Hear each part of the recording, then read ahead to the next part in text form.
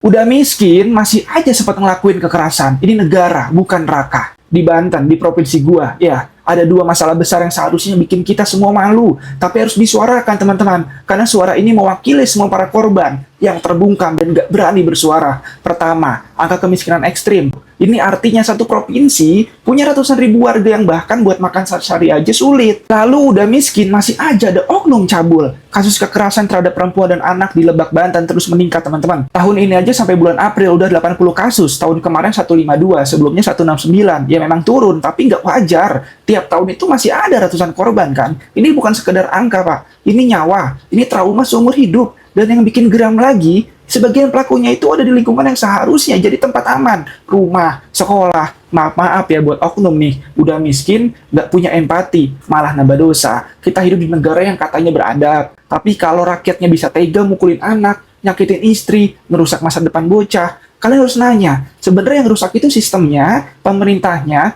atau rakyatnya sih? Dan gue beberapa kali dapat info, cara konselingnya itu begini. Kalau kamu kena kasus, diem aja ya. Jangan ngumbar aib, malu, kamu itu perempuan. Nanti nggak ada yang mau sama kamu. Kan kucing, teman-teman, bukan anjing lagi nih, mah. Solusinya gimana? Nggak usah muter-muter deh. Data harus akurat dulu nih soal kemiskinan. Kita banyak kan nemuin kasus di dana PKH yang ditilep oknum, lalu juga sekolah harus jadi safe zone, wajib bentuk tim anti kekerasan, yang dimana udah jelas di Permendikbud 46 2023, jangan cuma formalitas, tapi bener-bener fungsional, edukasi mental juga harus, moral dari dini juga penting, bukan cuma soal nilai matematika, tapi soal empati dan batasan tubuh, soal hormat terhadap sesama, dan soal law corner. Yang artinya harus ada hukum dan tata kelola kebijakan yang jelas dan paham nih masyarakatnya. Dan lagi-lagi kita nggak bisa berjalan sendirian. Di tiap-tiap titik perlu penguatan dan kerjasama yang besar. Tentu antara pemerintah dan masyarakatnya. Terutama untuk memberantas oknum seperti ini. Dan yang paling penting lagi, kalau ngomongin soal kemiskinan, ya ini waktunya masyarakat buat grow up bareng-bareng, teman-teman.